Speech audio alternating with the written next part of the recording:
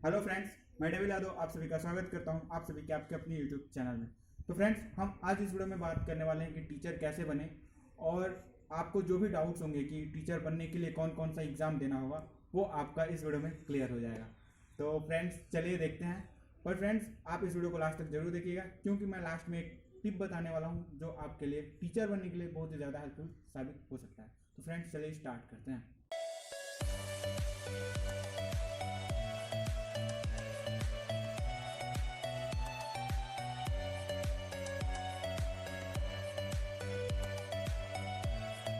तो फ्रेंड्स, सबसे पहले बात करते हैं कि एग्ज़ाम्स कौन कौन से होते हैं। तो फ्रेंड्स, पहला जो होता है वो स्टेट लेवल एग्ज़ाम होता है और दूसरा जो होता है वो सेंट्रल लेवल एग्ज़ाम होता है।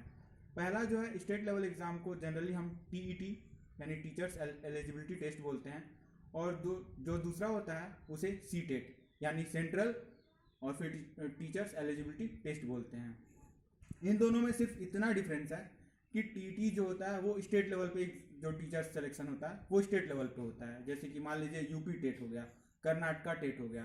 तो ये जो वैकेंसियां होती हैं ये सिर्फ स्टेट के लिए होती हैं, यानी जो कर्नाटक का रहने वाला है वो अप्लाई कर सकता है और कर्नाटक में अपना जो टीचिंग का पद है उसे ले सकता है। यूपी का है तो यूपी में ले सकता है, तो वो यूपी टेट हो गया।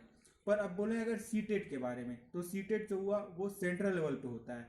यानी अगर आप किसी भी स्टेट के हो उस एग्ज़ाम को दे सकते हो और आप जो नेशनल लेवल पे आप सिलेक्शन पा सकते हो। जैसे कि कुछ विद्यालय हैं, जैसे केंद्रीय विद्यालय हो गया, तो आप केंद्रीय विद्यालय में सिलेक्शन पा सकते हो, आप नवोदय विद्यालय में सिलेक्शन पा सकते हो। तो ये दोनों डिफरेंस होता है सेंट्रल लेवल एग्जामिनेशन में और स्टेट लेवल एग्जामिनेशन में।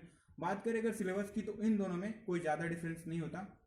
फ्रेंड्स, यहाँ पे आप सोच रहे होगे कि मैं टीचर्स बनने के लिए बता रहा हूँ और मैं आपको एग्जाम्स के बारे में बता रहा हूँ। फ्रेंड्स, अगर आप इन दोनों एग्जाम्स को समझ जाते हो तो आप टीचर बनने की प्रक्रिया को आराम से समझ जाओगे। क्योंकि टीचर बनने के लिए यही दो एग्जाम है, एक टेट यानी स्टेट लेवल का टेस्ट जो हुआ, टेट जो हुआ उसको, और सी टेट हुआ उसको आपको देना होता है जनरली। तो मैं बात कर रहा हूँ टेट और सी टेट के बारे में। तो फ्रेंड्स, ये दोनों जो एग्ज़ाम होते हैं इसमें दो पेपर होते हैं। मैं यहाँ पे बात कर रहा हूँ जैसे सी टेट और टेट दोनों में दो पेपर होते हैं, पेपर 1 और पेपर 2। तो जो पेपर 1 होता है उसको वो लोग देते हैं जो 1 से 5 तक बच्चों को पढ़ाना चाहते हैं, और पेपर 2 जो होता है उसको वो लोग देते हैं जो क्लास 6 से लेके क्लास 8 तक पढ़ाना चाहते हैं। तो फ्रेंड्स, ये पेपर 1 और पेपर 8 तक हो गया। मैं अभी क्लास 8 तक बता रहा हूँ, लास्ट में मैं आप सभी को बता दूंगा कि अगर आप हायर लेवल तक पढ़ाना चाहते हो तो आपको क्या करना होगा। तो फ्रेंड्स, यहाँ पे अब आपको समझ में आ गया कि पेपर 1 और पेपर 2 होता है। पेपर 1 जो होता है वो 1 से 5 तक के पढ़ाने के लिए होता है और पेपर 2 जो होता है वो 6 से 8 तक पढ़ाने वाले जो कैंडिडेट होते हैं वो इस एग्ज़ाम को देते हैं। तो फ्रेंड्स, अभी तक हमने दो एग्जामों को समझा। अब हम बात कर लेते हैं टाइप्स ऑफ टीचर, यानी किस टाइप के टीचर होते हैं। तो पहला तो आता है फ्रेंड्स जो नर्सरी के बच्चों तक को पढ़ाते हैं, यानी उसे प्री प्राइमरी बोला जाता है। तो आप क्लास 12 के बाद आप एनटीटी का जो होता है नेशनल टीचर्स ट्रेनिंग, तो आप इसका एग्ज़ाम दोगे, उसमें अगर मेरिट में आते हो तो आप फिर नर्सरी तक बच्चों को पढ़ाने लगोगे। तो फ्रेंड्स, ये एनटीटी को अभी हम किनारे करते हैं और बात करते हैं 1 से 8 तक के लिए। तो फ्रेंड्स, इसमें जो कैटेगरी 3 टाइप के टीचर आते हैं। पहला जो आते हैं वो आते हैं प्राइमरी टीचर, जो 1 से 5 तक के बच्चों को पढ़ाते हैं, जिन्हें पीआरटी भी बोला जाता है, पीआरटी यानी प्राइमरी टीचर। उसके बाद आते हैं पीजीटी, उसको हम जूनियर टीचर बोलते हैं। और उसके बाद जो आते हैं पीजीटी यानी पोस्ट ग्रेजुएट टीचर, उन्हें हम कहते हैं। तो फ्रेंड्स, जो पोस्ट ग्रेजुएट टीचर्स होते हैं वो कॉलेजेस में पढ़ाते हैं या लेक्चरर होते हैं। तो यहाँ पे वो 8 से अबव के जो क्लासेस होते हैं उनमें पढ़ाते हैं। तो फ्रेंड्स, आपने पीआरटी, टीजीटी और पीजीटी को समझ लिया। अब हम बात करते हैं कि आपको कौन सा कोर्स लेना होगा अगर आप टीचर्स बनना चाहते हो। तो फ्रेंड्स, क्या करोगे आप? टेंथ के बाद सोचना है? नहीं, कुछ नहीं सोचना, आप डायरेक्ट 12th कर लो। 12th करने के बाद आपको डिसाइड करना है कि हाँ, आपको क्या करना है। फ्रेंड्स, यहाँ पे आप 3 ऑप्शन सेलेक्ट कर सकते हो, 3 ऑप्शन को सेलेक्ट कर सकते हो। पहला है आप क्लास 12 के बाद डायरेक्ट डीएलएड कर लो, यानी डिप्लोमा इन एलिमेंट्री एजुकेशन। या फिर आप चाहो तो ग्रेजुएशन का या बीए, जैसे कि बीए कर लो, बीएससी कर लो, किस में करना है, आपका जो जो भी आप जिसमें आप जो सब्जेक्ट आपको अच्छा लगता है उस सब्जेक्ट में आप ही करना, उसी सब्जेक्ट में करना। और जो थर्ड हुआ BLED, जो थर्ड हुआ वो हुआ BLED यानी बैचलर ऑफ एलिमेंट्री एजुकेशन। तो फ्रेंड्स यहाँ पे मानते हैं कि आप DLED कर रहे हो, तो आप DLED करोगे 2 साल के लिए, क्लास 12 किया, DLED किया। DLED के बाद आपको जैसे ही आपका DLED कंप्लीट होता है उसके बाद आप एलिजिबल हो जाते हो टेट के लिए और CTET के लिए, यानी पेपर 1 जो है आप उसको दे सकते हो। पेपर 1 जो है जो 1 से 5 तक पढ़ाने के लिए होता है उसको आप उस एग्ज़ाम को दे सकते हो। और फिर उसके बाद आप चाहो तो ग्रेजुएशन कर लो, मतलब BA कर लो या BSc कर लो, और उसके बाद आप ग्रेजुएशन भी कंप्लीट कर लेते हो तो आप दोनों पेपर दे सकते हो, पेपर 1 और पेपर 2। यानी आप पहले 12th के बाद DLED कर रहे हो, DLED के बाद आप चाहो तो डायरेक्ट 1 से 5 वालों तक को पढ़ाओ, या फिर आप ग्रेजुएशन भी कर लो, और ग्रेजुएशन करने के बाद आप पेपर 1 और पेपर 2 दोनों दे दो, और फिर आप क्लास 8 तक के बच्चों को पढ़ा सकते हो, क्लास 1 से लेकर। फ्रेंड्स अब बात करते हैं आप 12th के बाद अगर ग्रेजुएशन करते हो तो क्या फ़ायदा है। जैसे आपने ग्रेजुएशन किया, आप ग्रेजुएशन करके आप चाहो तो DLED वापस कर सकते हो, और DLED के बाद आपको प्रोसीजर पता है, या तो फिर आप चाहो तो B.Ed कर सकते हो। B.Ed करोगे उसके बाद आप पेपर 1 और पेपर 2 दोगे, टेट का या फिर CTET का। टेट और CTET में अंतर मैंने आपको पहले ही बता दिया है। तो आप 12th करोगे, 12th के बाद ग्रेजुएशन करोगे, ग्रेजुएशन यानी BA BSc किसी भी फील्ड में आप जिसमें चाहते हो, कोई भी दिक्कत वाली बात नहीं है।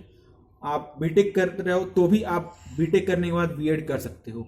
तो यानी ग्रेजुएशन डिग्री के बाद आप B.Ed करोगे, और B.Ed करने के बाद आप टेट का एग्ज़ाम दे सकते हो, दोनों पेपर का एग्ज़ाम दे सकते हो, पेपर 1 और पेपर 2। यानी अगर आप पेपर 1 क्लियर करते हो तो आप 1 से 5 तक, और पेपर 2 भी क्लियर करते हो तो आप 1 से लेकर 8 तक पढ़ा सकते हो। फ्रेंड्स अब बात करते हैं, अगर आपने थर्ड ऑप्शन यानी BLED चुना तो क्लास 12 के बाद आप BLED कर सकते हो, पर BLED करने टाइम आपको ये देखना है कि BLED आपका 4 साल का रहना चाहिए। BLED आपका 4 साल का रहना चाहिए, उसके बाद आप जो है एग्ज़ाम दे सकते हो टेट का। फ्रेंड्स तो यहाँ पे उसके बाद आप फिर चाहो तो आप अगर हायर स्टडीज़ जो चाहते हो, अगर अपना पढ़ाई कंटिन्यू रखना चाहते हो तो वो भी आप कर सकते हो। तो फ्रेंड्स यहाँ पे हमने देखा कि क्लास 8 तक टीचर कैसे बन सकते हैं। ठीक है फ्रेंड्स, अगर आप इसके बाद अगर आप पोस्ट ग्रेजुएशन कर लेते हो, जैसे ग्रेजुएशन तो आपने कंप्लीट कर ही लिया है, मान लेते हैं आपने पोस्ट ग्रेजुएशन कर लिया है, तो UGC के द्वारा जो एग्ज़ाम कंडक्ट कराया जाता है NET नेशनल एलिजिबिलिटी टेस्ट, उसको देख के आप यानी पोस्ट ग्रेजुएशन के बाद आपको देना है NET का एग्ज़ाम, और आप 8 से एबव जो क्लासेस जो टीचिंग है उसमें आप जा सकते हो। तो फ्रेंड्स ये था वीडियो, आपको पूरा समझ में आ गया होगा कि अगर आप टीचर बनना चाहते हो तो आपको क्या क्या करना पड़ेगा, अगर आप 12th के बाद कौन सा कोर्स लेते हो तो उसके बाद कौन सा कोर्स करना है।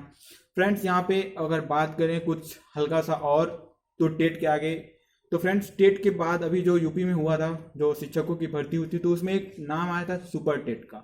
तो फ्रेंड्स टेट के बाद सुपर टेट आया था, तो हमें सुपर टेट में वो एलिजिबल थे जो टेट को पास किया था। एक्चुअली हुआ क्या, मान लो जैसे कि 1000 वैकेंसी है और 10,000 लोग टेट को पास कर गए, तो मेरिट बनाने के बजाय एक और एग्ज़ाम ले लिया यूपी सरकार ने, यूपी गवर्नमेंट ने, और उसका नेम दे दिया सुपर टेट।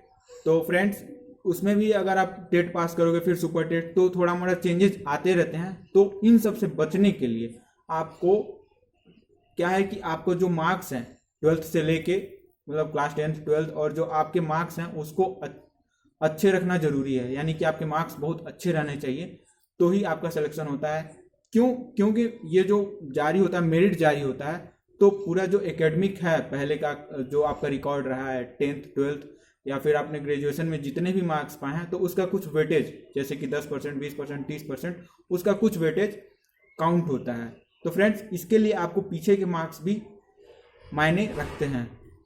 जैसे अगर सुपर टेट आपने मान लीजिए, जैसे मैं यूपी गवर्नमेंट की बात कर रहा हूँ, तो सुपर टेट किसी ने पास किया, तो सुपर टेट के पास गवर्नमेंट के पास ऑप्शन है कि वो मेरिट जारी कर दे डायरेक्ट सुपर टेट के बाद कि हाँ इन्होंने पास किया, या फिर कट ऑफ जारी करे कि इससे ऊपर जितने लोग हैं उतने लोग पास है, और फिर एकेडमिक जो पिछला रिकॉर्ड है उसको भी लेके मेरिट बनाए, और उसके बाद जो टीचर जितने रिक्वायरमेंट हैं उनका वो सिलेक्शन करे। तो फ्रेंड्स यही एक टिप थी कि आप अपने क्लास को जो शुरू से है स्टार्टिंग से लेके लास्ट तक मेंटेन रखो, आप अपने मार्क्स पे फोकस करो, आपके मार्क्स अच्छे रहने चाहिए, तभी आपका टीचर में सिलेक्शन हो पाना संभव है। तो फ्रेंड्स, आप पिछला रिकॉर्ड भी सही रखो और आगे के लिए मेहनत करो। मेरे साइड से ऑल द बेस्ट, और आई होप आपको ये वीडियो पसंद आई होगी। अगर आपको ये वीडियो पसंद आई हो तो प्लीज़ वीडियो को लाइक करेगा, चैनल को सब्सक्राइब करेगा। मिलते हैं अगली वीडियो में, तब तक के लिए जय हिंद।